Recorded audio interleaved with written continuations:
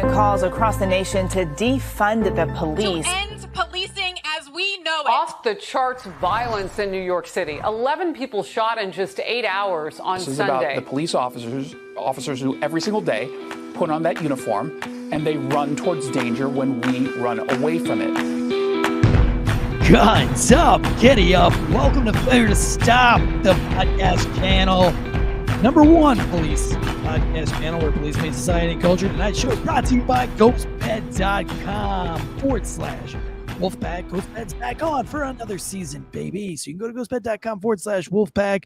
Tonight's show is all about true crime, murder, and man, but we do 4 shows a week here on the Failure to Stop podcast channel. Kicking off the week with Tuesday nights Nightshift with Andrea Uplate and myself, followed up on Thursday with Last Call, the show that gives you something else to talk about other than dead babies and domestic violence.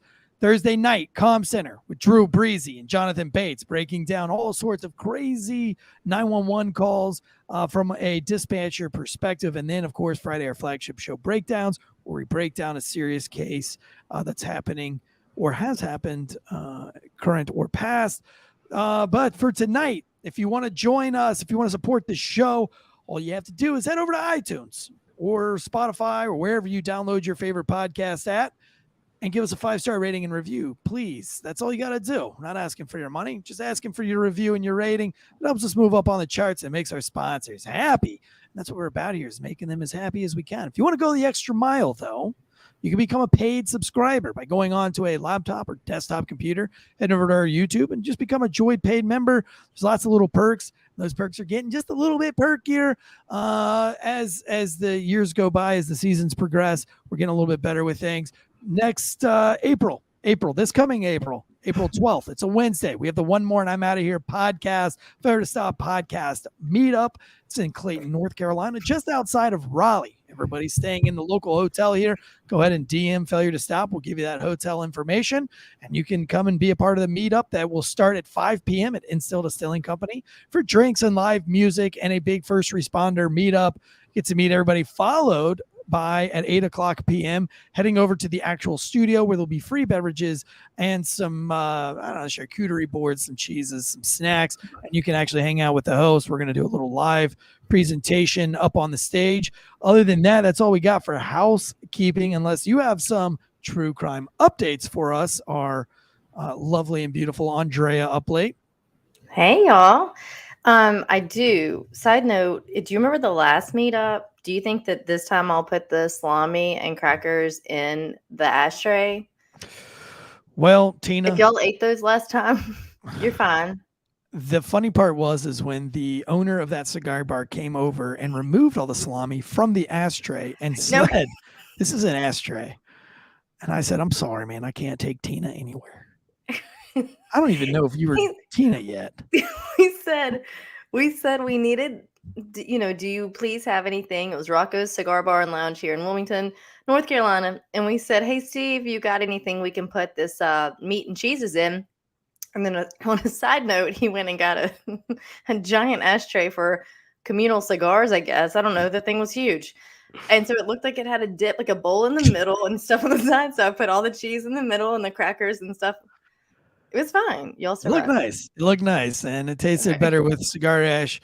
For those of you who don't know or joining in the first time, whenever Andrea has a little bit too much to drink, she becomes Tina.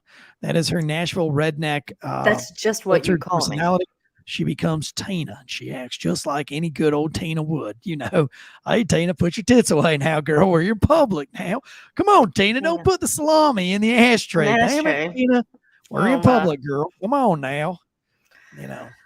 But anyway, is there any true crime news? I did hear through the grapevine some pretty interesting stuff, but I guess you're probably going to cover it. If not, I'll make you look stupid. So yeah, do, because I will tell you this week, we're going to obviously talk about the case we're covering tonight here in a moment, but that case, you'll see me, thankfully, most of us listen to podcasts and don't watch, so the listeners won't necessarily know.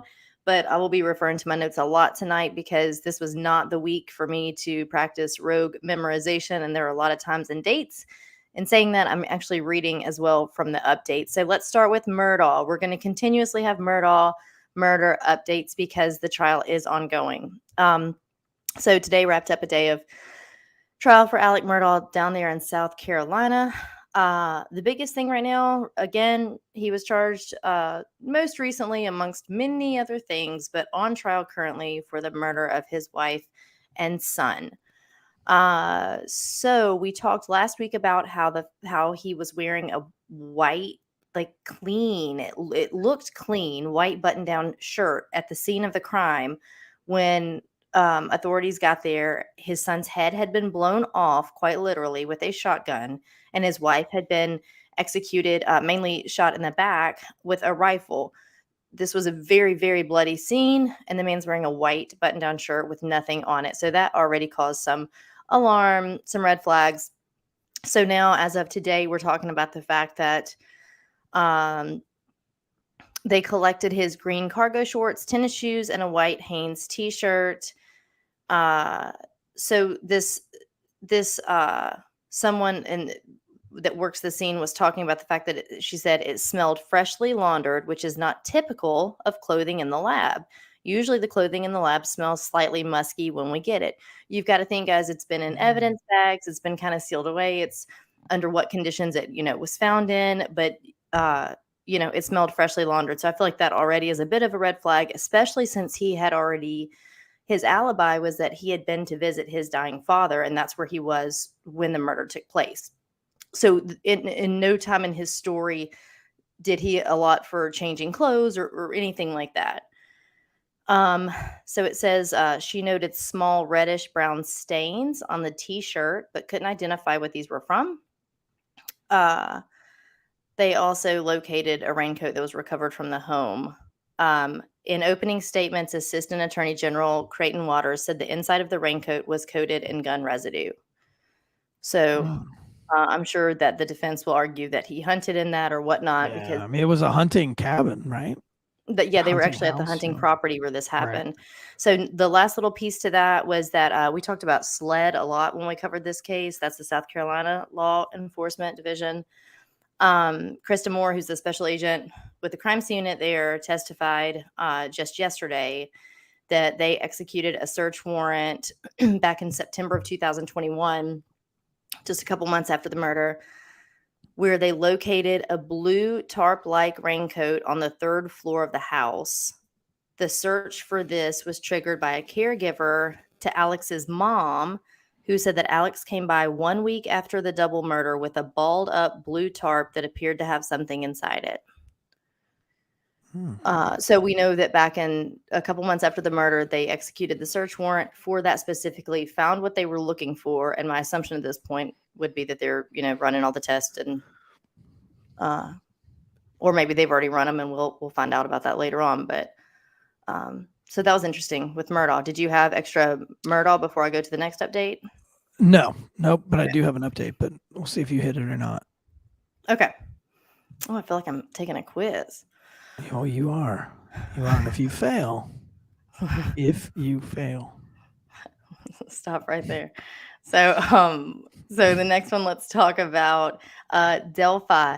There hasn't been a lot of new stuff. Hey, Sarah, not a lot of new stuff with this case, particularly once Richard Allen, which was huge, but once he was arrested, we've not had a lot of groundbreaking stuff lately. The only thing that we do know is that we know that he put himself on the bridge around the time, like he offered up the information that he was on the bridge around that same time. He's not confessed to killing the girls, Abby Williams and Libby German, back in 2017 in Delphi, Indiana. But he did say that he was on the bridge around the same time that this happened. We have multiple witnesses that were walking that bridge that could put him there. That's how he got the name Bridge Guy, right? Because so many people referenced him. We know he was wearing jeans and that dark blue Carhartt coat. His wife has since said, or we've finally found out that his wife has told authorities that he still, in fact, does have that jacket. My assumption would be that it's in the hands of authorities at this point. So it says they're probably testing the jacket for DNA right now because someone saw a man matching his description covered in mud and blood at the scene. So that was interesting. That in all this time, he still got it. Like, Right. assuming with the assumption that he killed the girls, that's the jacket he was wearing that day, that he still would have it. So we're going to move forward. Was your update about Delphi? Nope. Okay. So we're going to talk about Idaho. The Idaho You college Idaho. student. The Idaho college student murders. Nothing huge is new here, but we do know that we've talked about the gag order in this case. Anyone listening, enlighten me. I'm not sure why it would be, if I'm on the victim side of things, why I would not be happy with the gag order. My assumption would be that there's a reason they're keeping things quiet, and it's not to muddy the waters or do anything to mess up this case. In fact, case in point, we're going to talk about why you've got to be careful with that stuff when we talk about our case tonight. But the family of Kaylee Goncalves, they've been the most spoken out family of the 4 victims this entire time, which is fine. But they're the ones who are kind of fighting back, and they call it an unusually restrictive gag order that's placed on a case. It's Brian Kohlberger is the accused, and it says that on the 18th of January, the gag order was broadly expanded to also ban any attorneys representing survivors, witnesses, or the victim's family members from talking or writing about the case. So I'm not sure why, though. I don't know. I always try to look at it from the victim's family's point of view and what they might be upset about or different things, but I'm not sure why they wouldn't, why that's a problem. I don't know. I mean, there's so many different. I could go down that rabbit hole forever, but there's a million reasons why you put a gag order. I mean, sometimes no, not why they put it on there, but why, as a family member of the victim, you'd push back against that. That's my question. Oh, like why? Like why you don't want them to have the gag? Yeah. Order? I mean, I don't like being gagged. What new updates did you have? Do you remember Dennis Perkins? Right before we jump into tonight's gruesome case, do you remember Dennis Perkins? Dennis Perkins breakdown is probably one of the the cop and his wife. I did, yes, the cop and his wife that sexually molested 150 counts worth of just terrible molestations of children. She was a teacher, he was a cop.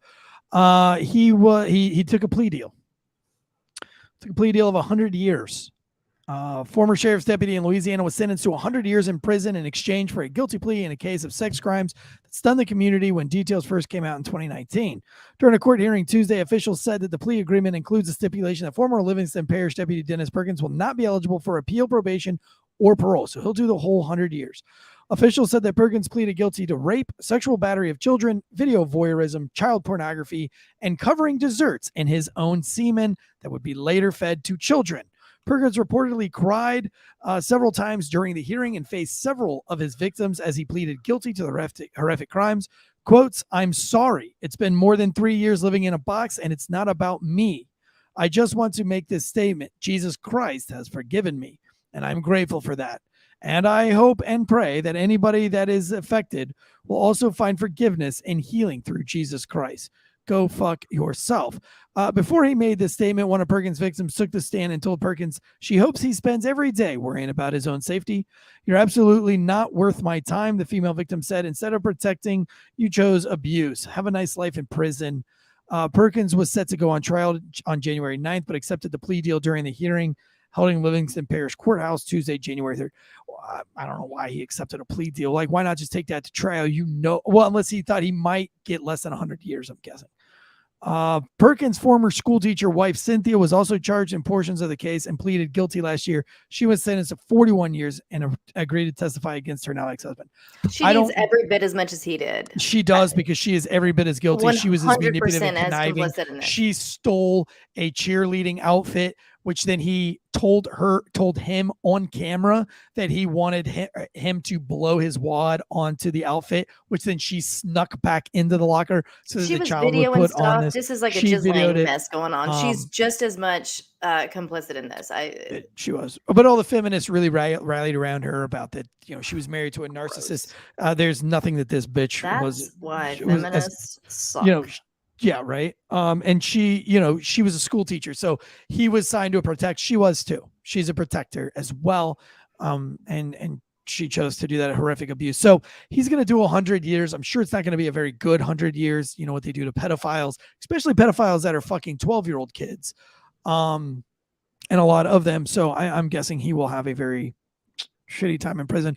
I don't like the whole Jesus Christ thing. Jesus Christ has forgiven me. It's not about me, but he said I, and like every other word, I have been forgiven. I hope you forgive me through Jesus Here's Christ. the deal, and I don't want to get into the theology of things. I do believe that Jesus forgives you. I'm not even going to get into all that.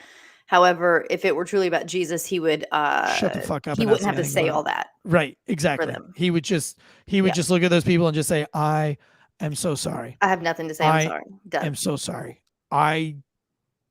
That's all I could say to you is I'm sorry. You wouldn't use Jesus as a way to try to get a lesser plea deal.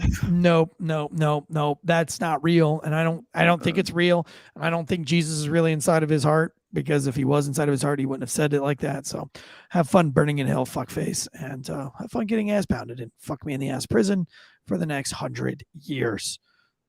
Which the case was very important to me because that case happened around the same time the Epstein thing was going around. And this was when I was new to podcasting, and I was really, we had a lot of assets on this team because we were on a big network. And we were able to grab his polygraph from several different agencies. We were able to see handwritten notes by boards that hired him. We were able to see disciplinary actions, emails, text messages. I was able to read all 150 counts of these heinous sex crimes with very little to no redactions. The only redactions were the child's names and their addresses. Everything else in gory detail was all right there. And it took us less than 10 days to obtain all of that information. Yet I could not get one thing from the Epstein trial. And I would say, what is different between this guy and Epstein? If Epstein did all of this and that case is redacted to death. You can't read anything about that because it's blank, blank, blank, blank, blank. So because he's a rich elite, all of his testimony gets redacted. But because this guy was a cop, you get everything in gory detail. Very strange times. Well, it's also, it's nice that it was around the same time, right? Right. Now we got something else to talk about. Right. Yeah. Yeah. Well, that too. Yeah. It's funny that, child exploited child's crimes or whatever, the one that busted this case. It's crazy how they can bust this case and wrap it up and seal the deal. But you got, another monster over in Florida that's rich, and he gets away with it for, years and years. And frankly, has like every single celebrity on his list, which is why the list won't come out because everybody's on that motherfucker. So don't get me started on Epstein. I know tonight's about the missing Simone Barnes, who was missing, murdered, and unfortunately the case is unsolved. And but I think what I'm hoping tonight is that we solve it tonight. You never know. You never know who's listening to podcasts. It's all but solved. Just no one's been convicted. Right. Okay. Well, I don't know anything about this story, so you're just gonna have to teach me. Yes. Teach me the ways. Real quick, and then we will engage the chats at the end of the show. But Jay Galt's Grapes is saying why the hashtags. Go back a few shows, man. You missed them. But hashtag free John, hashtag free Andrea. It's all part of it now. You just missed out. Also, you guys keep an eye out because it looks like Drew Breezy is giving away ComCenter bookmarks, but the digital form of them. So maybe you'll win a digital bookmark tonight from Drew in the chats. What's a digital bookmark? Is this like one of those? What are those things that people are buying now? Those Bitcoin? No, we're past that. I don't remember the digital gifts that are only gifts online or something. Oh, like NFTs? NFTs, yeah. Is this like an NFT bookmark? I am hoping to not even have to learn that before it's gone and we're on to the next thing. We're gonna give away one of Andrea's NFT virtual digital bras. So for all you weirdos out there that like to DM her, if you would like to pay, I think your digital bra $150. I was going to say like 10 grand.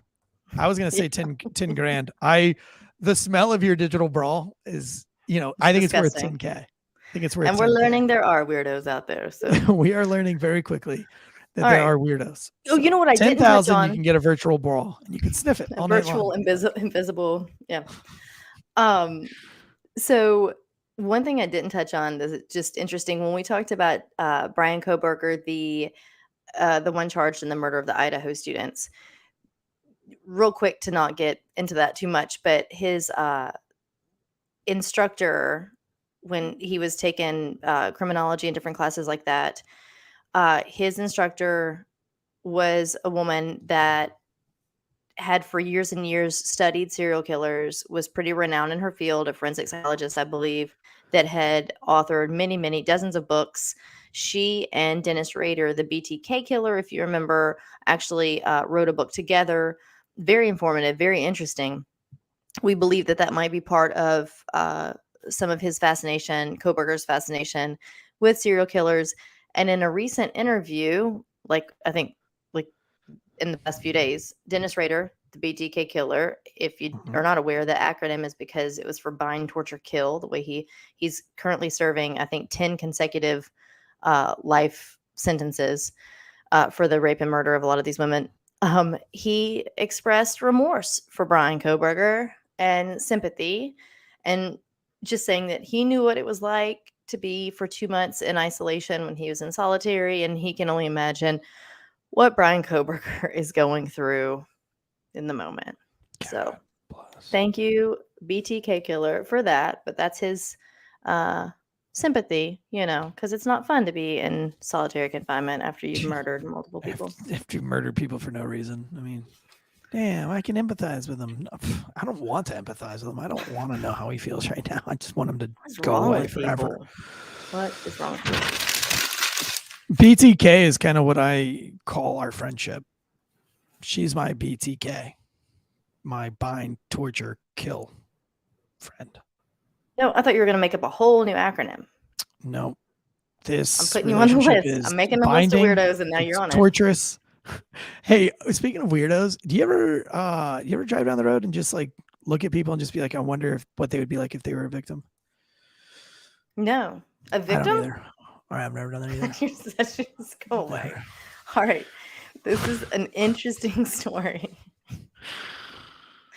Hey, I like your shirt tonight. You ever just Eric. go and sit By the outside way. the museum and just be like, man, bet you that'd make a good victim right there. That one going into the museum. That one. Okay, the Fat Museum today makes this more concerning.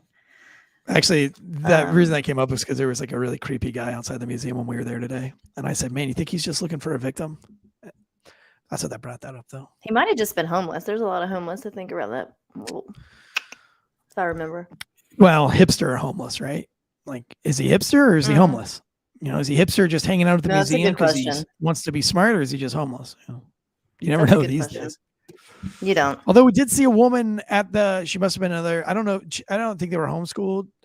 There was a lot of field trips at the museum today, but there was a woman that had matching hair color to all of her kids. She had like 3 kids, but they all had matching like candy cane striped red hair. Boys and girls, but the boys all had almost like the Karen cut.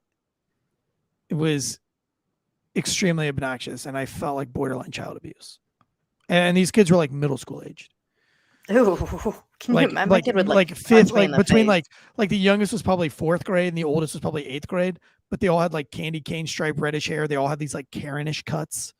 Very like we ended up, because of them, because we didn't want to be close to them, we ended up like going reverse through the dinosaur exhibit so that we could like get away from them, because it was like so obnoxious we couldn't be at the museum with them. I do like that museum though. Very nice museum. Very nice. Yes. All right, guys. So tonight we're going to be talking about a girl named Felicia Simone Barnes. She was murdered in December of 2010 in Baltimore. Okay. This case is still considered unsolved because no one has been convicted, but not for lack of trying. So there's some unique details in this case. There is some yucky stuff. I don't like to cover a lot of kids' stuff. Felicia was 16 years old. I am in this one because it kind of sheds light on a few other things that we can talk about, but it's not, I don't prefer to on this show very much. But so we'll move forward. Felicia lived with her mother, Janice, in Monroe, North Carolina. Her parents were not together. Felicia was a good student. So we're going to talk all about that. But just know that in the year 2000, she was around 5 years old, 5 or 6. She met her father and half siblings at a family reunion. Her mother encouraged her to. She never wanted, dad wasn't like, I don't know. He just wasn't present. Like when they separated, he went on about his business. Seems like Daddy didn't give affection. it seems like a decent enough guy later on, but he just kind of wasn't present in her upbringing. But he also wasn't resistant to her when she wanted to meet him and reach out. So she met dad and half siblings at a family reunion there in Baltimore, again, when she was like 5 or 6 years old, and they hit it off well. They were good buddies the week she was there. So just know that as a backstory moving forward to now that she's 16. So she was a great student, super intelligent. In fact, I think she skipped 3rd grade and went straight to 4th grade. Straight A student. She was. You can do that? I know that. Do you think if she wasn't smart though? Because I feel like all these stories they always say like how smart everybody is. You think if she was dumb, they just leave it out. Like she was real stupid. She got held back to 3rd grade. The bitch was dumb as fuck. But yeah, skipping 3rd grade's pretty impressive. I don't know that I've ever actually met a hard somebody grade. That's the first hardest grade you get in elementary because school. you got multiplication tables. That's where you do your times just tables. things go from being babied and coddled to like you're kind of in big little kid school now. It's getting a little different. So yeah, she skipped 3rd grade into the 4th, straight A student. She was on track to graduate a year early. In fact, at 16, at the time of her death, she was about to turn 17. She was a senior in high school. She had big plans. She had a group. So sometimes uncharacteristic of these kids who are extremely intelligent. They have an IQ and intelligence quotient. Their EQ, their emotional quotient, isn't always there, or maybe they don't have a big group of friends because their intelligence is such that it can make it a little difficult for them to have social cues and things like that you need to have these friends. But she did. She had a big group of friends throughout all of her years of growing up. She was on her phone often, on Facebook, boyfriends, girlfriend, whatever. She got a little bit older. She reached out to her half siblings again. They had kept in contact, and they were pretty close still. So her half siblings, we're going to talk about Dina the most, but there are 3 of them. It's Dina, Kelly, and Brian, and she found them through Facebook. And like as she got a little older, so they kind of reconnect again. They hit it off. She goes up to Baltimore a time or 2, but each time she would go, she would stay at Dina's apartment. Keep in mind, Dina at this point, I believe,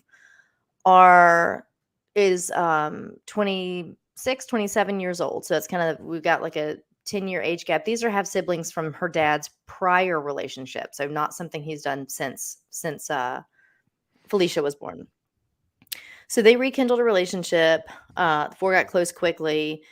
She traveled to Baltimore to see them in 2008 a few times. And then here we are, and it's 2010. Well, now she's asked her mother, hey, Mom, I'd like to go around Christmas time and stay for a week or 2 at Dina's apartment. And Dina is a big proponent of this. She wants her to come. She wants them to hang out. And so her mom is hesitant. So Mom has a talk. Mom's down here in North Carolina. She has a talk with Dina about saying, I want to make sure that there aren't, men in and out of the home while Felicia is there. There can't be drugs, and I don't want like alcohol present. She's only 16. She kind of lays down the law. Again, she's hesitant, but Felicia is so excited. She wants to go. So, and Mom has never known Dina to be anything but straightforward and responsible. So she lets Felicia spread her wings a little bit and lets her go up to Baltimore for a week or 2 to hang out with her half siblings. So everything's going great at first. Dina, 27 years old, she was a pharmacy tech. Let's see here. She was a pharmacy tech, but she was also, I think, in school to become a midwife. So she was a studious girl. And she and Felicia are hitting it off. They're having a good time. They're going to lunch, getting their hair done, going shopping, all this kinds of stuff. So Dina had a boyfriend named Michael. Michael Johnson is his name. Michael at the time, I think, is 26, so same age as Dina. They've been together at this point for about a decade. Whoa. But which that's kind of like, right, since they were 16, now they're 26, that, I don't know. But they're in the process of actually breaking it off. Now, Michael lives with Dina.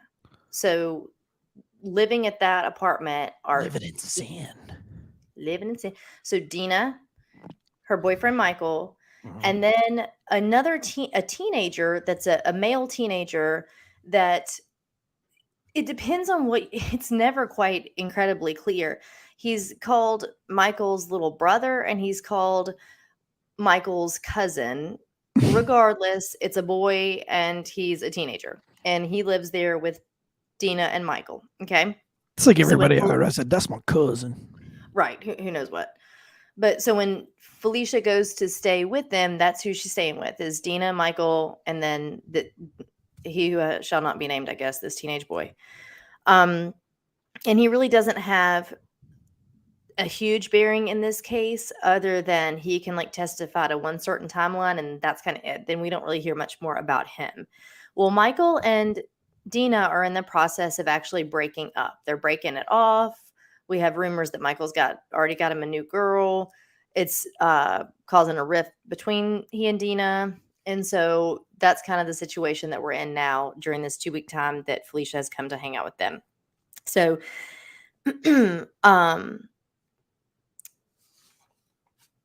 yeah. So anyway, so he has plans to move out. So on Tuesday, December 28th, 2010, this is actually when Felicia winds up getting murdered. You guys, let's listen to what happens and you can tell me what you think. So on the morning of Tuesday, December 28th, it's 2010. It's kind of that, think about it too. That week, like December 28th is that time between Christmas and New Year's. If you think about it, you like don't know what day it is. You're just kind of hanging out. A lot of people are still off work. You've eaten too much, tired. That's kind of what's going on here. She's schlepping it there at the apartment, sleeping on the couch. So that morning, Dina puts her head around the corner. She's got to go work her shift at the pharmacy. She sees that Felicia is sleeping on the couch. She's still asleep that morning. It's 8:45. So she leaves to go to work at about 9 o'clock that morning. And forgive me for all of these times, but it makes a lot of sense. If you go back and read anything about this case later, I know I do better to read things than just to listen, but it's interesting to see how this plays out. So at 9 o'clock in the morning, Michael comes to the apartment. He had not been home to pick up the teenager, the brother cousin, and take him to a different relative's home. So 9 o'clock in the morning, Michael pulls up. We don't know right then if Michael has gone in the apartment or not, or just pulls in to get him and the kid runs out. Regardless, he goes and drops him off at a different relative's home. Michael returns to the apartment at approximately 10 o'clock in the morning. He comes inside at this point. So Felicia had been sleeping, last we know of for sure, at 8:45 when Dina left. Now it's 10 o'clock. Michael's back in the apartment. He's doing some laundry. He's beginning to move some of his things out. Like I said, he's moving out of the apartment at this point. We learned later that Dina didn't seem to realize that that was the day he planned to move out. So this was kind of news to her that that's what he said he was doing that day when he said, I was moving my things out. Okay. And that's important. So he starts moving things around there. At this time, Felicia woke and began to text Dina and her other half-sister, Kelly. She asked Kelly to pick her up after her shift. This is all very normal from what we find out when they've subpoenaed like text messages and or phone records and things like that. It was not unheard of. Felicia's kind of, she doesn't have a job there. She's just there to hang out for a week or two, but they're much older than her. So they're all going to work and she's kind of just on her own, in the apartment. So she's texting them, asking them to come home early from work and hang out and get their hair done. And all of these kinds of things. So she's texting Kelly, asking her this. She asked Kelly if she'd pick her up after her shift.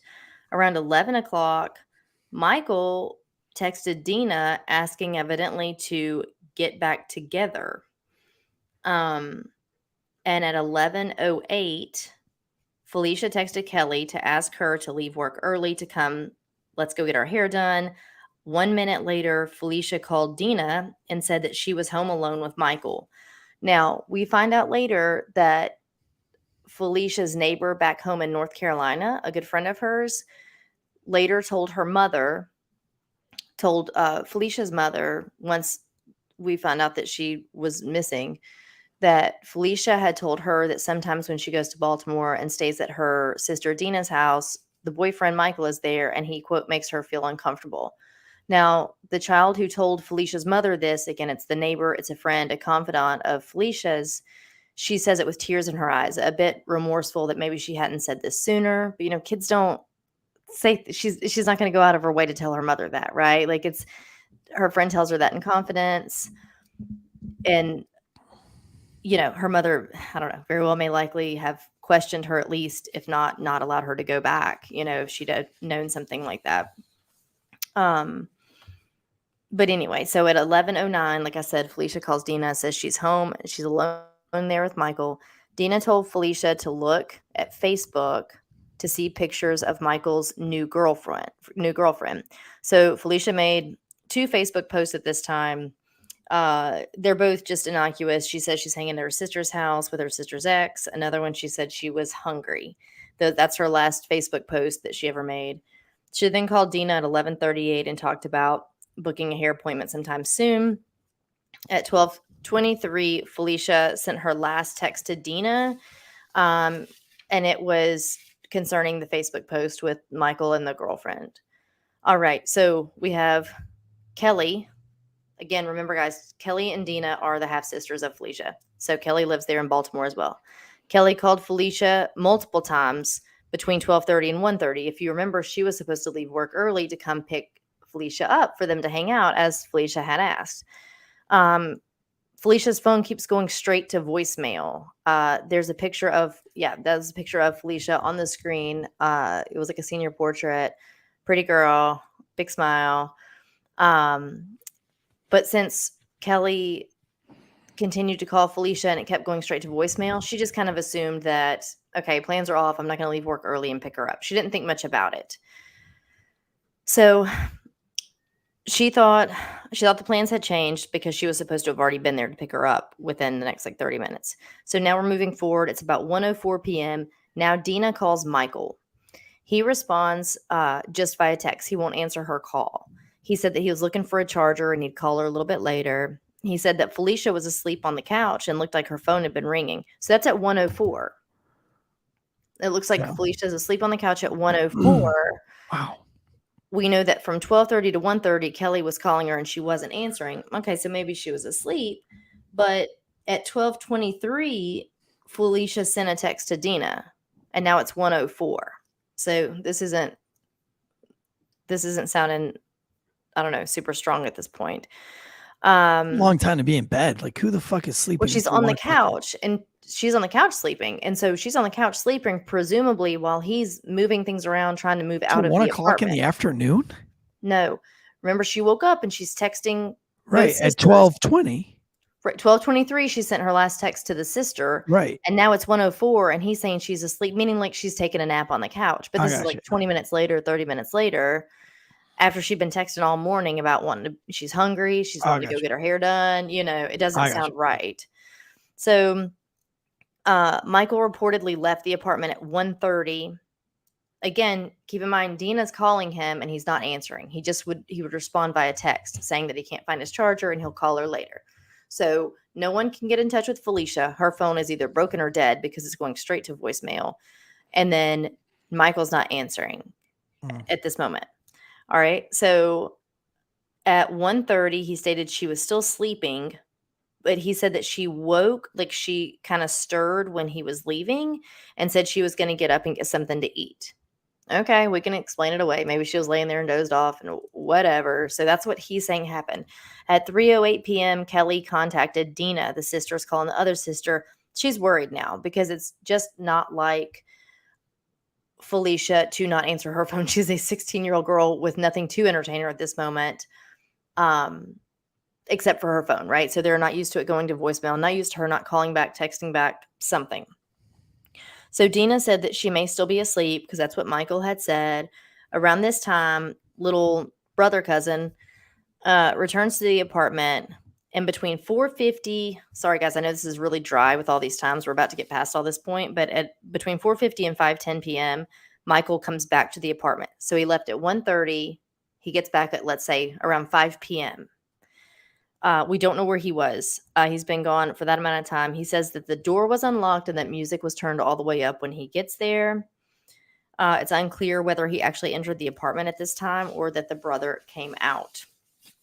Dina leaves work and comes home around 6 p.m. Felicia's not home, and Dina panicked.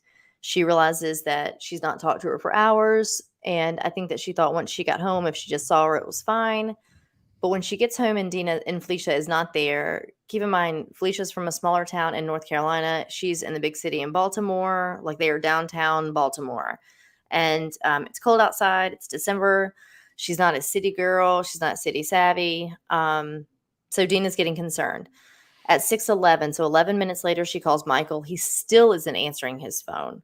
Finally, about an hour later at 7, so she first called him. Excuse me, but I want to make sure I'm telling you this correctly. She first calls him at 1:04. Dina does. Calling Michael at 1:04 to inquire about Felicia, and that's when he said he was looking for a charger and didn't answer her phone. He doesn't. She calls him multiple times. He finally calls her back at about 7 o'clock that night. So about 6 hours later. He returned her call. He said that he had last seen Felicia sleeping at 1:30 in the afternoon. And at 7:30 p.m., so about an hour and a half after she got home, she went on and alerted the police that her sister was missing. She's very concerned at this point. Initially, no foul play was considered. This is one where authorities were, saying things like she's a teenager. She could have just run off. She could have done anything. I know you've mentioned that happens often when families are looking for somebody and, they're worried, but authorities say that's not the case. Well, I mean, yeah, it's happened so often, every single day. I mean, if you treated every single disappeared person for an hour or two as a missing person case, you didn't get any work done. Yeah. I mean,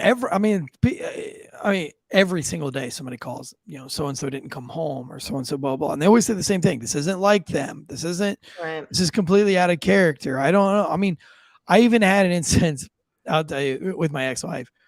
I was married once before in my military life. I've now been married for 13 years, but in my prior life, I was married once. Most people don't know that. She was a peach.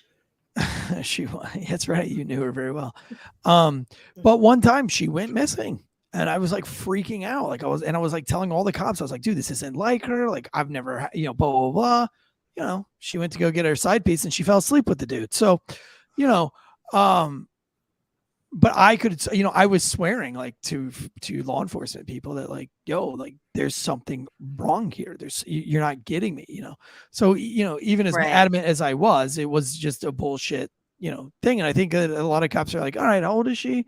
Okay. So she's 16 years old, okay. And it's Christmas holiday. And she said she was hungry. Maybe she went to get something. Hungry, like we're not going to do this missing persons whole thing, right this second. Like, let's give it a couple hours. Doesn't mean that the cops aren't looking. Doesn't mean that the cops aren't trying to get a hold of it. They're just not going to do like an Amber Alert. Right. And I think like every case is kind of different, So I'm like, sure. I think every case is different. For myself, I would go and probably give it like 2 or 3 hour effort, like a full on effort, which is what they're going to do with it. They're not going to do any more or less with an Amber Alert than what I'm already doing. I'm going to go to the hospital, check, see if he's been in the hospital. I'm going to go to jail, see if he's been checked into the jail.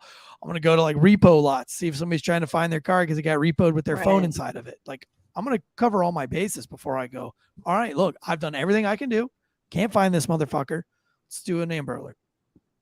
Right. So that's kind of what's going on here. They're not too concerned. No foul play is initially considered. Like I said, she was wearing slippers. She didn't take any money with her. Her phone was either off or broken. The search, though, does grow quickly. It doesn't take long for more authorities to get involved and it start to look a little more serious in nature. FBI becomes involved rather quickly. Start using helicopters with the heat-seeking technology. They're doing that. Pretty soon, they start believing this is, in fact, foul play. So they search nearby Lincoln Park. Anybody listen to Serial? Adnan Syed. Lincoln Park, that's known for an incredible amount of dead bodies or people have gone missing or dead bodies being recovered there. It sounds like a horrible, horrible place to be. They searched Like, we nearby. should start a band. We call it Lincoln Park. Huh. Start a That's band. interesting. Call it Lincoln Park. It'd be awesome, dude. Kind of be like techno, industrial, hardcore, like all mixed together. Maybe a little rap. That sounds so awful. We get an Asian DJ. That sounds all of it's bad. You don't like Lincoln Park? Yeah, but like techno. What did you just say? Techno. I mean, that's what it is, right? Like it's like industrial hard rock with a little bit of techno, and then they got Im Shinoda doing some rap. I don't know, like what kind of music No, I is like Lincoln Park. All right. I don't know. Industrial. When I was thinking about our band, and when you said I've techno become industrial, so numb, I can feel you now. I gotta stop before YouTube kicks us off for playing copyrighted music. that's not close enough. They wouldn't be full act. It's like some people are like, dude, is he back? Is Chester back from the dead? Was he just singing? No, nobody's saying that. Nobody's saying it at all. All right, so they reached. They did search nearby Lincoln Park, like I said, to no avail. The father now is organizing searches. We hear this time and time again. He doesn't feel like the authorities are doing what they should. And so he takes it upon himself to essentially interview people who have been in and out of the apartment and to start his own search party, which I understand why you want to do it. You've got to be careful, though, because you get 30 people stomping through places, and now you've got crime scenes being disrupted. And but I'll tell you right now, like, dude, like one of my 5,000 kids go missing. I'm fucking. Of course. I'm looking everywhere, dude. I don't need your dogs. I don't need. You don't even need to hire a search party because you have enough other kids to make their own search party. I'm like, the one, dude. People say that you're making like a baseball team. You've just enacted your own search party. Yeah, that's it. We're gonna and I'm knocking on every house door and I'm searching your house. And if you don't let me go into your house, then you're the one that kidnapped it and you're the bad guy. Look, you don't even know it, but you're touching on something here that we're going to talk about. I like it. I like when I'm touching on it and I don't know I'm touching on it. Yep. And then it just happens. Yep. Yeah. I've done that before. I think. Surprise. I'm keeping this a clean show, but I wanted to say like the opposite of what you just said. So, the father organized searches, and a friend back home, this is what I was talking about a minute ago, how the little girl back home had told Felicia's mother that when she's there, sometimes Michael made her feel uncomfortable. She also disclosed to this friend, who has then told mother, that when she is there in Baltimore, she being Felicia at 16 years old, she was allowed to sometimes drink vodka and smoke marijuana. Oh. So Janice got word of this. She gets to Baltimore and immediately confronts Dina about this information because if you remember, she was hesitant to let Felicia go to start with. And she really trusted that Dina was doing right by Felicia and didn't expect to hear this information. So when she first confronts Dina with this information, Dina said that that this had occasionally happened, but basically Felicia was like, she was a good girl, but yes, sometimes she'd let her partake in some things. Later, though, she denied that she ever said this. So this is all kind of interesting. We later have some pictures that have come forward. At the time, if you remember, MySpace was still a thing. So on MySpace, there were some pictures of parties and things like that happened at this house. We find out almost known as kind of like a flop house, where like a lot of the local college students would come and like the college students would come, they'd party, pass out there, leave and go about their way. So not like crime in the sense of like, it's like a trap house or something like that, but it's just like these kids are partying, they're drinking, they're staying up at night. But I say kids, like Dina and Michael are in their mid to late 20s. So these aren't 18-year-olds, but they're also doing this with a 16-year-old in tow, much less the brother cousin that's also a teen that lives there, right? So we have those pictures that come through, like I said, from MySpace, about those parties that went on in that apartment. So this was all in December, late December. They can't find her. Like I said, FBI's gotten involved. Mass searches have happened. This is going on and on and on. Well, this goes on and on and on for about almost 4 months, because it wasn't until April 9th of 2011 that we get, she was actually found the next day on the 10th, but on April 9th of 2011, 4 months later, police cordoned off parts of the, guys, pardon me, because I'm going to butcher this name, the Patapsco Valley State Park, on a new search. So they've kind of amped up their efforts. Not sure what tips they might have gotten, but they have a big search there in this state park. Over 200 officers search. At 12:30, a volunteer stumbled upon a partially decomposed body. Upon further testing, realized it was actually a male. This is interesting. We have 2 bodies are found before Felicia's body is found. Oh my God, dude. Fuck Baltimore, dude. Right? Good Lord. So it was a male, eventually is ID'd as 55-year-old John H. George. They say he died of natural causes. He was in kind of a makeshift tent camp situation. He was estranged from his wife, who, by the way, didn't even know he was missing. So maybe that's why they were estranged. It'd be like you. Like I wouldn't know if you were missing until like I got on night Tuesday shift night at 7:50. Yeah. Fuck happened to Andrea? You'd be so sad. Then again, the next day, over 500 people. We have people are searching. We got dogs. We've got ATVs. All the things. So they are really ramping up the efforts again. All right. So I said April 10th. I meant April 20th. I apologize. On April 20th, we have a big search on the Susquehanna River. So these boats way now down yonder on the Susquehanna. Man, way it's up hotter yonder. than a hoochie coochie. Up yonder on the Susquehanna. I don't want to ever go Thank there. God Yankees didn't invent country music, because that's the kind of shit that they would be. Like people in the North don't have like Chattahoochees. They have Susquehannas. And on the Susquehanna. Yeah. Okay, so we have boats now searching because we're on the river, okay? So 2 bodies are found 3 to 4 miles from each other on the Susquehanna River, okay? So autopsy was performed. Baltimore, by the way. It's sounding that way at this point. Autopsy was performed on both. The first body was determined to be a black male, approximately 6'4", 240 pounds. Like, this is not a tiny dude. That's a big old dude.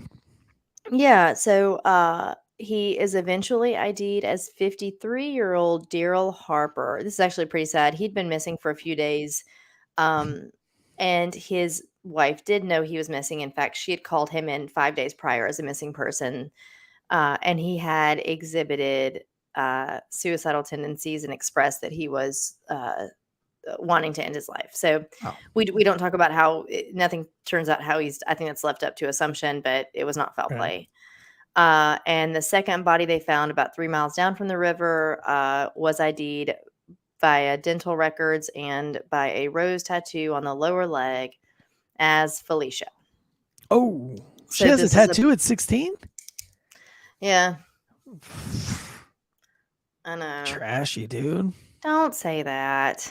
Getting a tattoo at 16 is pretty trashy. That's not. You can't call the girl trashy. She was intelligent. I said that's trashy. Okay, be careful, because she's trashy with this, and she was super smart, and she ran track. So what if she wanted a rose tattoo?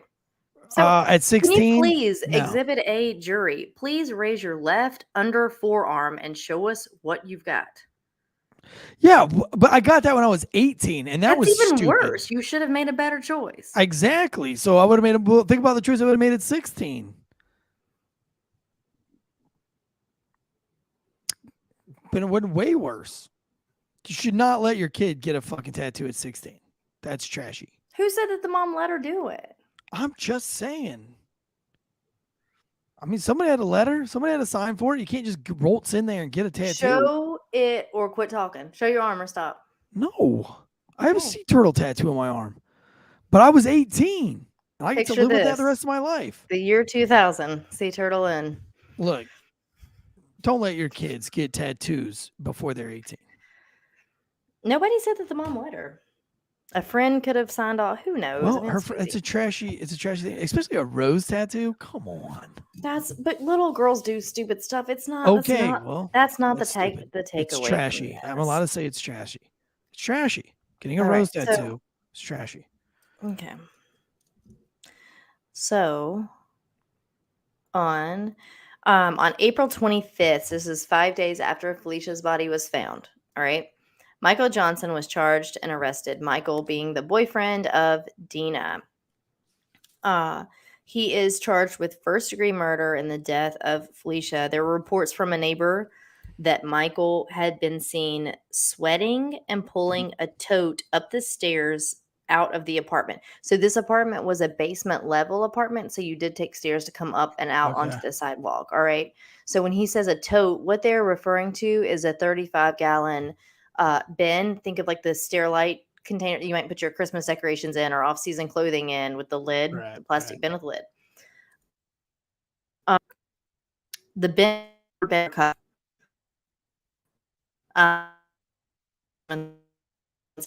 The bed that said that he used the tub of clothing and electrical equipment first. Mm-hmm. Then when some more time went on, he said that he was actually using that bin to move weights and very heavy equipment. I find that interesting. At this point, investigators have found greater than 500 phone calls and texts exchanged between Michael and Felicia. That's not good. Wait, what? How many? Over 500. He's 26. Why is she texting him over 500 times? Why is he texting her over 500 times? That's what I'm saying. I can tell you, as a 16-year-old girl, he's pouring attention into her. Whatever. Ew. He knows better. That's why he's leaving. What's her name? No, he has a new girlfriend. But Felicia had been starting to consistently stay there a little more often. So in June of 2012, he pled not guilty. She's not that smart. That's not true. You have got to stop. Did you make all the best choices always from the minute you were born?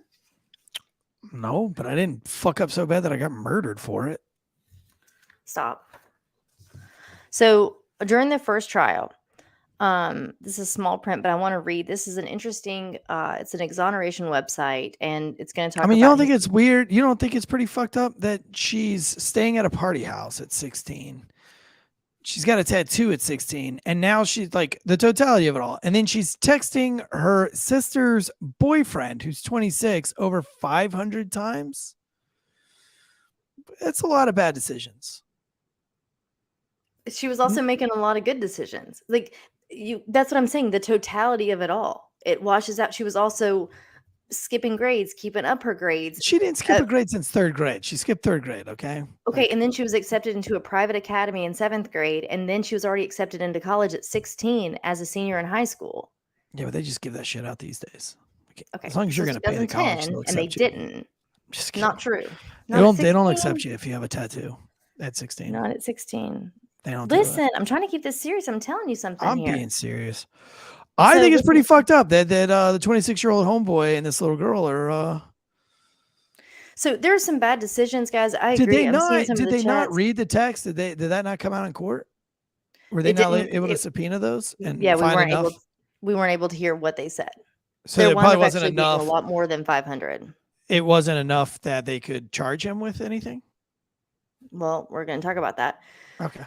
So for the first trial, the doctor who conducted the autopsy testified that the cause of death was asphyxia. So I've actually had this conversation with a couple people just over this past weekend about the fact that, like, in a hospital, if there's no cause of death, that like something weird happens, if you see cardiac arrest as the cause of death, okay. I mean, honestly, everything cardiac arrest is the cause of death, right? Because your heart stops and you die. So whatever caused that to happen, you can. But are you dead when your heart's dead, or are you dead when your brain's dead?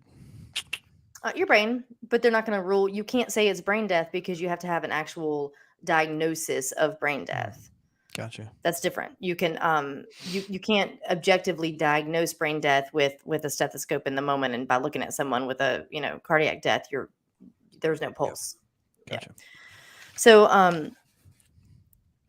So almost same. Here we have a ruling of cause of death as asphyxia. So obviously that's suffocation, smothering, strangulation, anything with lack of oxygen. So she also said it's possible that Felicia died from hypothermia. Well, she was floating in a river in Baltimore in December. So I just feel like there's a lot of, it could have been X, Y, Z, all of it, right? So the jury saw a video. This is where it gets rough. Keep in mind, though, look, I'm telling you, and I don't want to go down that rant again. Kids, boys and girls, and I know for a fact girls, sometimes do things they're not always comfortable with. So just because they're making a choice doesn't mean they're sound in this decision. They can find themselves in predicaments and also be having a good time, but feel uncomfortable with how things are going. That can happen. And it sounds like she did tell the neighbor back home that Michael was making her feel uncomfortable. Now, did she still enjoy his attention and still enjoy seeing her sister and hanging out there and kind of took the good with the bad? It sounds like it. But, Yeah. No, I mean, I get it. You know what I mean? I mean, and that's why, I mean, I don't know, man. Like, I think, I mean, I don't want to go down any of the rants, but I mean, like that's a parental issue. I mean, if you know that, like, if your kid is getting a tattoo without your permission, like, let's say that's how that happened. I mean, I don't think any good parent is letting their kid at 16 get a tattoo. Sorry. Like, have the discipline to wait 2 years. Like, you really want it, then you'll really want it in 2 years, and you can wait till 2 years. Just like That's fine. you can't drive a car until you're 16. I don't care if you know how to drive it at 13. You got to wait 3 years. So, like, if this girl already got a rose tattoo and now mom is saying, like, I trust you to go here and not make any mistakes, then, she might not have known about that. Look, I was 18 when I got my first one and still didn't tell my mother. If you're listening, Mom, you know the story, but she's the one who saw it on me and wasn't happy about it. So, like, it's, who knows? I know, who knows, but like, dude, I mean, it sounds like this guy murdered her, right? Like, see, I'm sorry, but I always say that we're gonna engage chats at the end, but Silly Mander just said we did way worse things at 16, and my parents were amazing parents and didn't know everything teenagers do until after or years later or never. Yeah, that's right? true, but you're not hiding a fucking rose tattoo on your ankle from your parents for.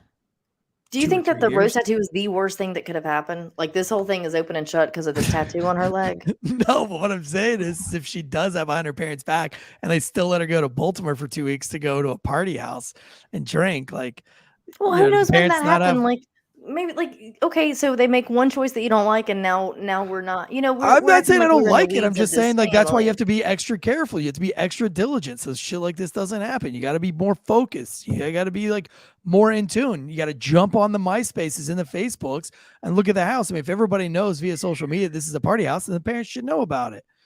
I mean, like, it sucks. It sucks. I hope I don't make that mistake, but I could make that mistake. But I mean, everybody's goal should be to not make that mistake. Of course. But keep in mind, you've got to separate what's happening in Baltimore. Think about what was happening outside of this tattoo. Think about what's happening in North Carolina. As far as her mother was concerned, this child was an athlete, a high school athlete, graduating early, accepted into college, had a social butterfly, had great reviews from her teachers, said amazing things to her. Like, that's not, I don't call that bad parenting. I don't think just because it was a single mom, it was bad parenting. You know what I'm saying? Like, she seems like she was doing all the right things at home. Kids can do that. I get it, but they can do both, is what I'm trying to say. Like I said, I don't know, man. Like, I mean, I'm not, it sucks, but shit, dude. Like, I mean, I hope that I would know that my daughter is texting a 26-year-old, my other daughter's boyfriend. Maybe you wouldn't, because maybe that happened when she was in Baltimore.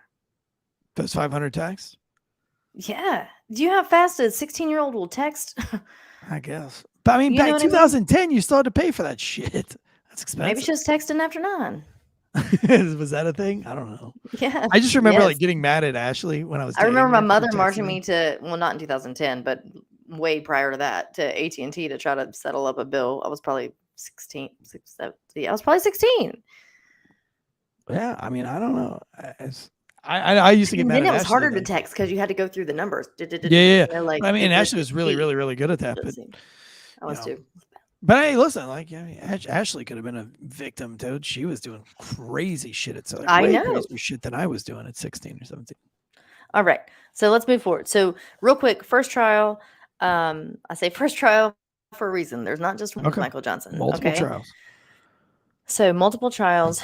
We talked about how the ME said the cause of death was asphyxia. Also, you can't rule out hypothermia. So the jury saw a video. This is where it gets pretty gross. I no longer want to talk about her choices.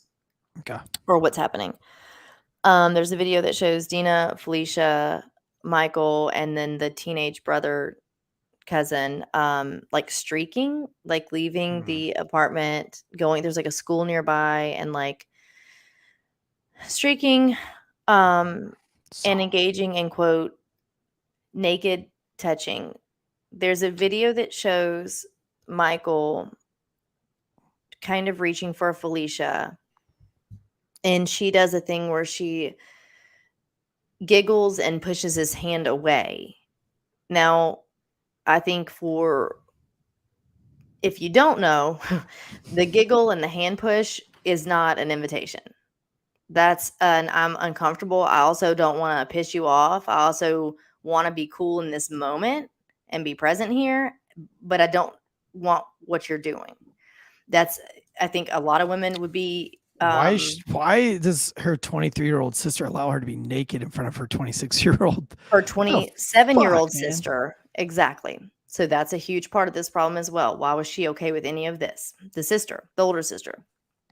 God, dude, what a dirtbag of a sister. So it's gross. Okay, so let's move forward from that. Dina then admitted that she had given her younger sister alcohol, and they were both intoxicated on that video. She said she later saw Johnson or Michael make a sexual advance toward Felicia. She confronted them, and Felicia said she didn't want anything to do with him in that way, and he brushed it off as though it was nothing.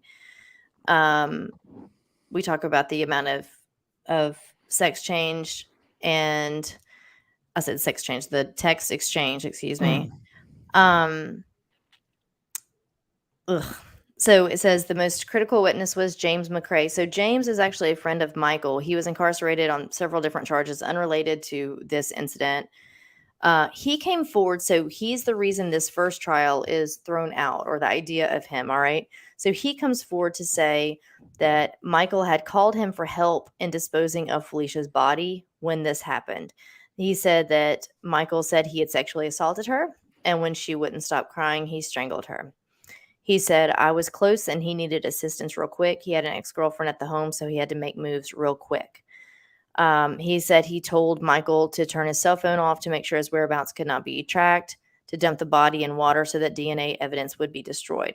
So he's actually saying things. He said this stuff at the time before this information was released. So he's saying things that he wouldn't know unless this is a conversation that they had. Michael's phone, by the way, was turned off during this time. When he missed Dina's call, there was a time period when his phone was off. But during the cross, James McCrae said that he believed the murder occurred before Christmas. So this is where it gets weird. So he had all this very specific information, but then his information gets misconstrued, and like now it's not super accurate. So then he starts saying things like he thinks the murder happened before Christmas, but she disappeared 3 days after Christmas. And that's not true because she was there with them. He couldn't remember the correct floor the apartment was located on, even though it was a basement apartment, things like that. So it's like he had all this very accurate and specific information, but couldn't get the big stuff right. So because of this, on January 13th or January of 2013, this trial began, the first trial. The sexual video, etc. There's a time when Michael is kissing Dina in that video, but he's looking over at Felicia. Who's videoing this? And Felicia, there was another person at some point who came forward saying that he was videoing. Felicia, there was no actual sex on this video, but it is just super bad, just naked touching stuff, but no sexual acts took place. So during this time, the teenager that's related to Michael is trying to kiss on Felicia. She's not leaving the situation, but she's obviously not just really in it to win it over here. Okay. But Michael is looking at her as he's touching Dina. So the theory from the prosecution is that he essentially became fixated on Felicia. Their case is built upon the fact that when she thwarts his advancements, he gets pissed and can't handle it. So there's another picture of Felicia there. That's Michael Johnson. Real winner, this guy. This is an example of a picture taken from MySpace that shows when people would come. Someone clearly brought a baby, but we have booze. Yeah, you know what? So this is what I said at the beginning of the show, right? They always start off with how smart people were, and they'll never tell you how dumb they were or they're the smart. They're always gonna try to embellish the story. This is a fucking trap house. This is a trap house. This is 100% a trap house. This is a disgusting house where disgusting shit goes on, because you don't just escalate from just having 15 and 16-year-olds over to all the way doing naked streaking in the course of a 1 week time. This is learned behavior. This is behavior that goes on in that house all the time, and everybody knows it. I agree with that, but please remember this. Sounds like in that house there was a lot of partying all the time. I completely agree with you there. Remember what's going on here, though, is that Felicia doesn't live there. She lives all the way down in North Carolina all the time. She's just recently spent a day at once or twice at all in Baltimore until this chunk of time when she said she had really had fun with Dina and wanted to hang out with her sister again. Mom, can I go for a week or so over Christmas break? She hasn't been staying there. She hasn't been spending that much time there with them. I think all of this stuff was going on there. And if I were to bet, I bet the first few days of doing that was a little bit fun for her because it was different. She wasn't under the strain of an academic pressure and teachers and things. Was this the first time she ever went to Dina's house? It wasn't the first time she ever went, but it was the first time she stayed for an extended period of time. She had never been there for longer than a day or two tops at all. And in fact, that's why the mom did do what you said. The mom called Dina. The mom talked to her. I don't want... you're 20 something years old. I don't want alcohol. I don't want drugs. I don't want men in and out of this house. Who's going to be there? And Dina said, me, my boyfriend, Michael, and this teenager. Mom says, well, okay. She did what she could do in that. She didn't have to let her go. You're right. But the child had no reason not to go. This was her sister. I think the mom was happy that they were forming a bond. And I'm telling you, I think the first 2 or 3 days, Felicia probably got in over her head because she was enjoying something different than home. It wasn't mom down her throat about her grades. And, it was... I mean, this dude, the chin these strap, things can happen without. Looks like a fucking. Yeah, but I mean, these things can happen without her just being an idiot. You can just find yourself in situations, and especially at that age where something that sounds man, that's disgusting. I mean, that's the shit that low income poverty. This is something cool, right? Let's take a baby and put a baby in somebody else's apartment and surround it by crap like that. Let's not wait for it to go to sleep and then do it. Let's just put it right here on the floor. Yeah, I agree. It's disgusting. What's that? Yeah, I agree. That's gross. It's but I used to deal with that as a cop all the time. You would go to these houses and you're just why are there beer cans in the crib? Or why is there a 15-year-old girl over here playing Nintendo and you guys are running lines of Coke off the table? I mean, it's just pisses me off. Yeah, the 27-year-old sister. At 27, come on, dude. You're not still doing this at 27. When she was a pharmacy tech, in midwifery school, going to school to be a midwife or aspire to be, it's she had something going for her. It's not, you know what I mean? It's allegedly. Like, I mean, maybe she wanted to be a midwife, but the way the news like tells things. I know that's true, but she was a pharmacy tech. I'm just saying, like, in all accounts, she seemed to like in like had her foot in and out of having it together. All right, so that's the video. I'm going to try to talk quicker now. It's already 9:15. So we talked about the guy who was incarcerated. So they actually have a lot of record of the jail conversations, because Michael was pretty loose with his verbiage and his words to this guy when this guy was in prison, not thinking about the fact that since he's in prison, everything is recorded. So Michael's not the smartest, the sharpest tool in the shed here. He skipped 3rd grade, though. He did not. He did not. So the defense stated that this is an unreliable witness. Again, remember, after saying all this other stuff, then he couldn't remember where the apartment was and all this whatever. So I don't know if he changed his mind at the last minute. Michael Johnson was acquitted of the 1st-degree murder charge, but he was convicted on 2nd-degree murder in this first trial. Later, defense stated that the prosecution tried to bolster the witness's credibility. They tried to make him seem, more reliable than he was. During closing statements, the circuit court granted a motion for a new trial. They considered it a Brady violation. That's when, the prosecution doesn't, if there's something that could help the defendant, the prosecution isn't open with that, or if the defendant maybe couldn't be charged with a higher charge, they still go for it. There's kind of a whole variety of things that can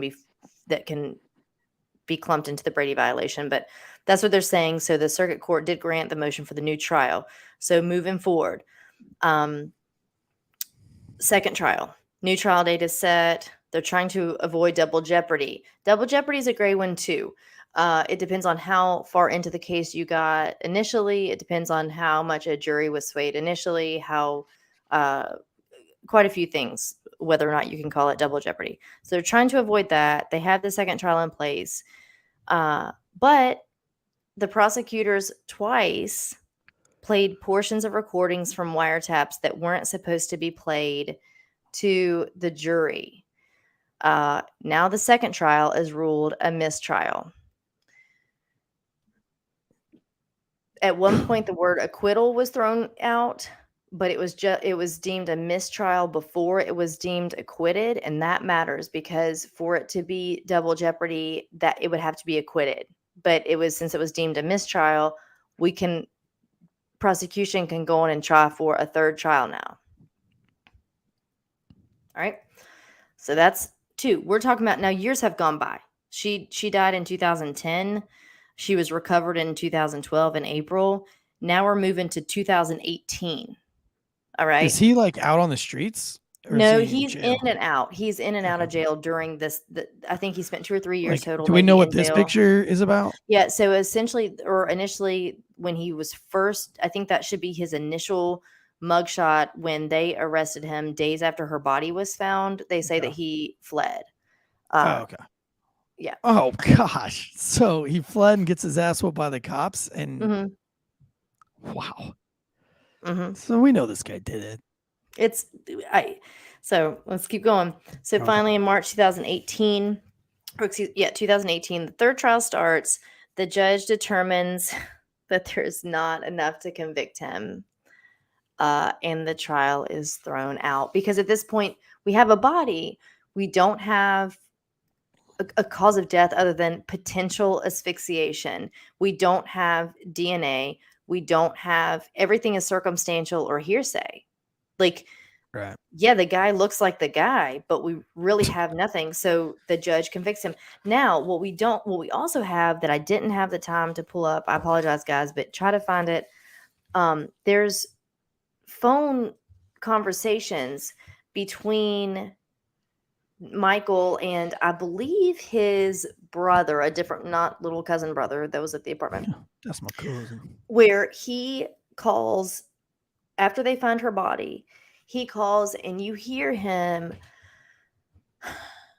When you can hear someone just almost thinking out loud, like his wheels are turning as he's talking, and he's sounding like the weight of the world is on his shoulders. He's saying, like, man, I'm done. I'm done. My life's over. It's done. And this guy's like, what are you talking about? And he's like, yeah, man, they got her. Like, they're going to find my DNA. I'm done. I'm done. And I mean, this is his audio. They wiretapped him. And so he's saying, again, his buddy or his brother or whoever is saying, like, I don't, like, why are you talking like that, man? But then he also concocts a story. So like while he's worried about what's going to happen to him, he's like trying to set himself up with a safe way out. So he was like, no, man, like me and Dina and Felicia, man, we were just like, just kind of horsing around, like pillow fighting, being silly around the apartment. And like, she scratched me one time. Like she didn't mean to, but she scratched me. So they're going to find my DNA under her fingernails. And then he would say things like, man, I'm just going to go on to Brazil. I thought it was Belize earlier, but it was Brazil. And he specifically said out loud, like, he didn't say extradition treaty, but what he was saying is like, they can't, like the United States can't get me back if I go to Brazil. I guess he thought that there is an extradition or that there was not an extradition treaty with Brazil. Wrong. There is, by the way. Had he fled to Brazil, we could still get him back. But he's already planning to go, like he's a flight risk. He's wanting to go out of the country. He's saying his life is over. He's also saying like, oh, but if they find my DNA, it's because we were just playing. Yeah. They're probably going to find it, but if they do, it's because we were playing. Tell me six. So that's why I say that every time you and I've ever had a pillow fight, you always scratch me. So guys, if my DNA is under her fingernails, it's because we've had a pillow fight before. Gross. So she was wearing her digital NFT bra. I can't even imagine how like I just throwing a pillow around is like make it sound so awkward, like so gross. But but that's why I say this is still unsolved because no one's ever been convicted. I mean, there's no one else that's been charged with this. And this guy's out? Is this guy out on the streets? He's out. This was the last trial was in 2018. Man. Well, OJ Simpson action here. Well, OJ Simpson for us. Rough. And he just looks like a sleaze though, doesn't he? He just looks like a fucking lion little sleaze. Like he looks like a weasel, man. He does look like a weasel. Looks like a little weasel, dude. Cheating on his girl with a fucking 16-year-old. He's messing around with a 16-year-old girl. Like I can't. That's gross. Gosh, dude. At least he got his ass whooped by the cops, though. It's a nice little shiner. Actually, that where his eye is at, it looks like a badge scraped him. That's what that looks like. I've given that mark to a few criminals. Man, what a crazy story, though. Like, I hope that guy gets his comeuppance, man. I hope some street justice finds him. He's got them lines, though. Drew Brees is right, man. He's got those lines cut into his hair. That looks good. If we get a pillow fight, I want it to be with your new ghost bed pillow, by the way. The website's up, guys. Ghostbed.com/Wolfpack. I'll do a big giant ad read tomorrow for them, but we're all about them. They're back on for season 3. Ghost Bed's back. Valentine's Day back. I got a big Ghost Bed thing tomorrow for last call. So good.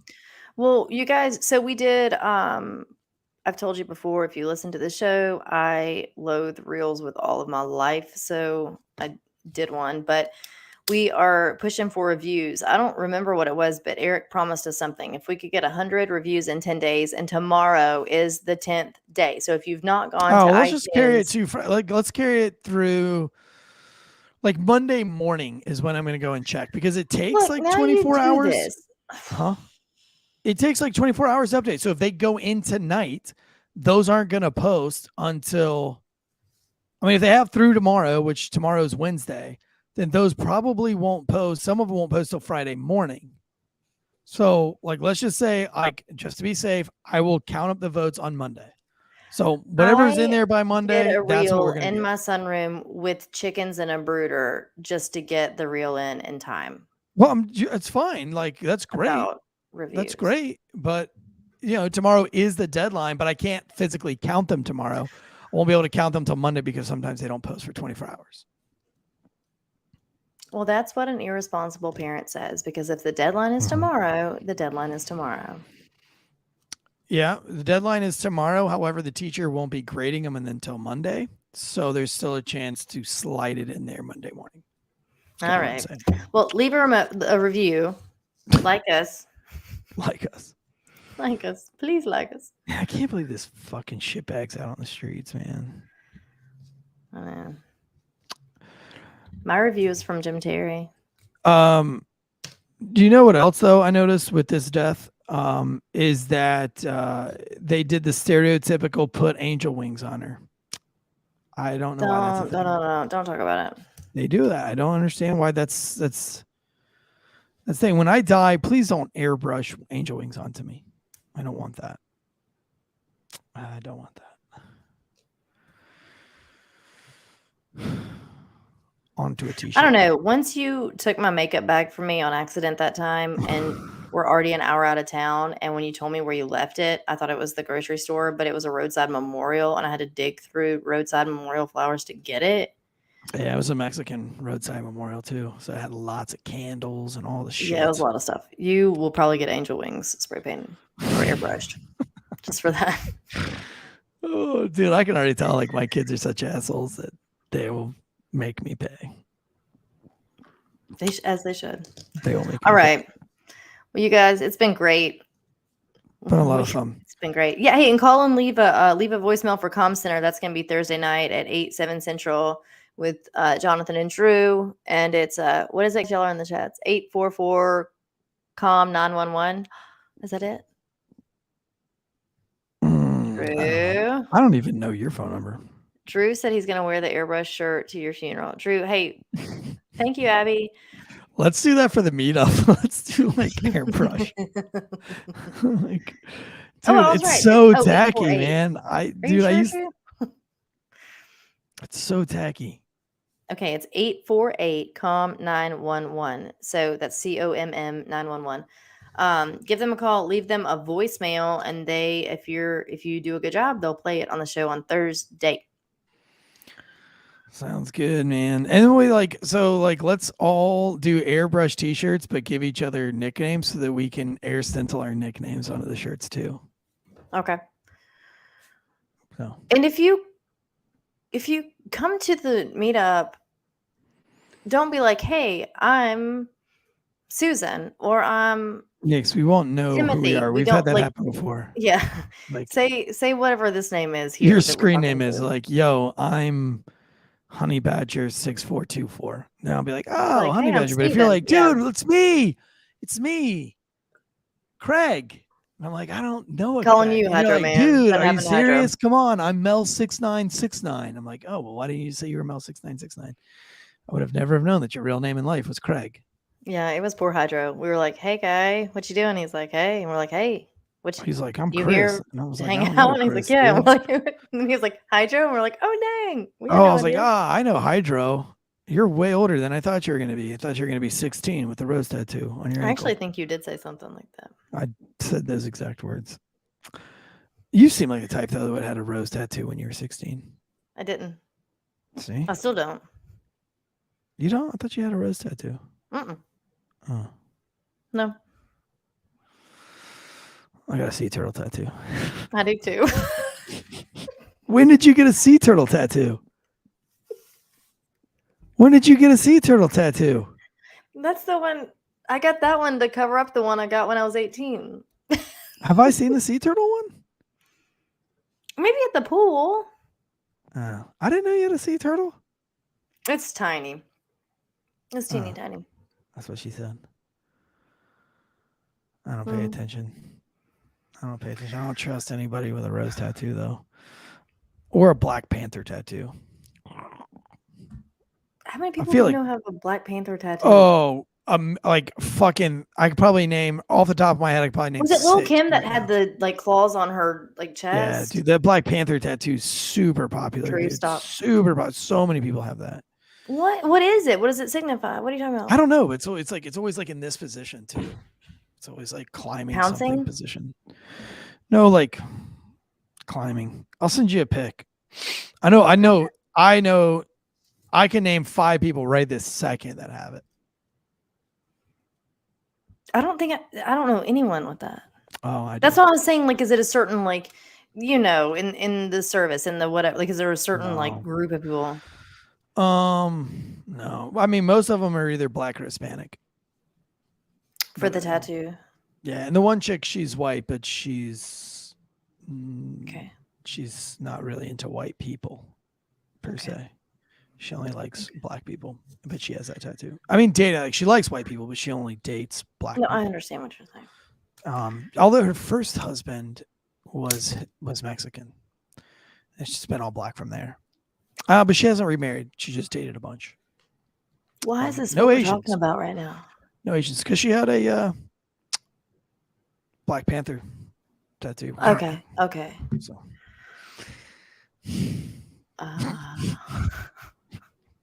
She did not get a rose when she was 16. Dude, I'll tell you what though, like, and listen, my kids might, like, especially Duke, he might get a tattoo. Though he says right now that he doesn't want any. But I could see them doing something like that, but I'm not going to tolerate it. Like, I mean, I'm not going to kick him out of the house or anything. But yeah, like, what are you going to do about it? I'm going to call him an idiot, and I'm going to tell him, like, dude, I told you not to do it. Okay. And if this is what you're going to do while you're out with your friends, then you're not going out with your friends anymore, because I can't trust you. I can't trust you to make halfway decent decisions. So guess what? You've lost that privilege. You're not, I mean, if you want to, you can sneak out and get a ride with your friends, but I'm not giving you a car. Here's what, let me say this. I'm going to say my piece. I think that you are a great dad, and I think that you have all the right ideas. I will say, let them become, at least one of them, let teenage years get in there. And then I was a teenager. I see what my dad did. My dad did the I same was a teenager shit. too. Your parents didn't tolerate it? No, but I'll tell you what, I found a way. Yeah, I know you did, but it doesn't matter. They still didn't tolerate it. And so you're No. always living under that fear, which made you make better decisions, because you were like, No, I agree with that. I agree with it's that. when they start letting you do shit. It's like when they start letting you do stuff, then that's when you know, like, give an inch, take a mile. Listen, I agree with you there. It's not that I allow the things. I'm just saying the things that I would have thought my kid wouldn't. My kid's not doing anything wrong or bad, but even just the stuff he says or the way he grumbles about, like, things that I just wouldn't have expected already. Getting a tattoo is a lot worse than fucking grumbling. No, I'm just saying.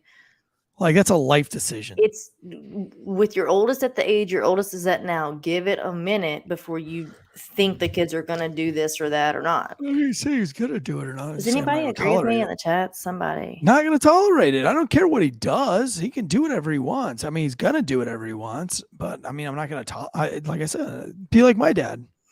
My dad had a rule, dude. If you're not home by 11 o'clock, don't come home, because the doors are locked. So, you know.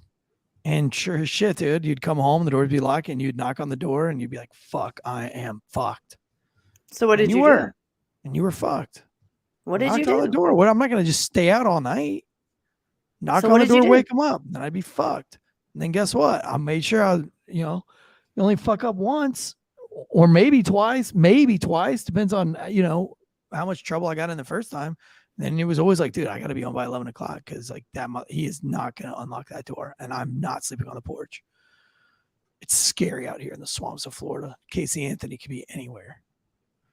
So I didn't do it. Teresa and Abby are backing me up. Thank you. They can. I'll tell you this. Like, I remember the first time I kissed a girl. This is a funny story, and we'll go on this one. I kissed a girl.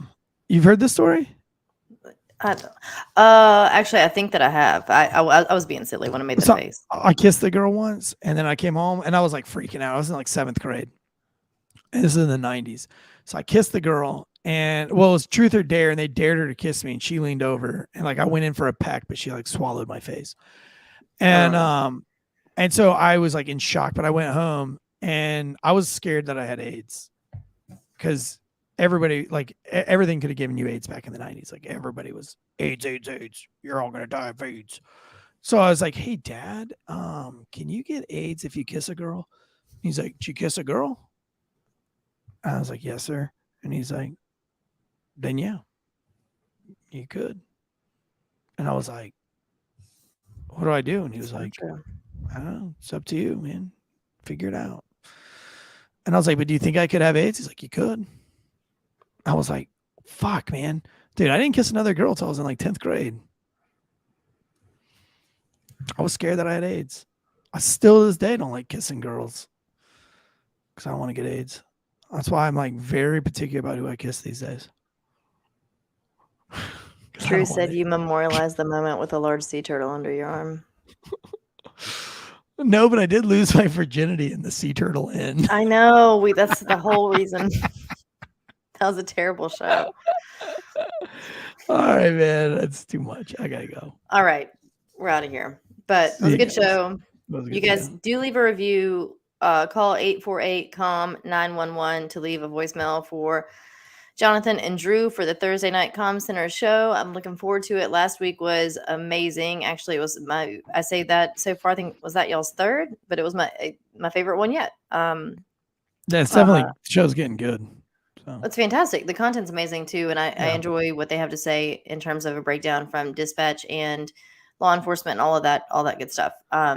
With just the human component. Yeah, I do not kiss anybody but my wife. It was all a joke. I haven't. It's just my wife. It will be the fourth. You've had 3. That's right.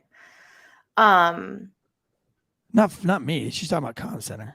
I've only had 2. I don't even know what you're saying. I'm just promoting our show currently. And was like, "What about your wife?" Exclamation point. I'm like, dude, it was a joke. Like, just. When Eric speaks, y'all just smile and hit the like button. You don't have to actually retain the information or believe it to be fact. Hey, sucks. You ever had balding legs? All right, guys. All right, y'all. Time.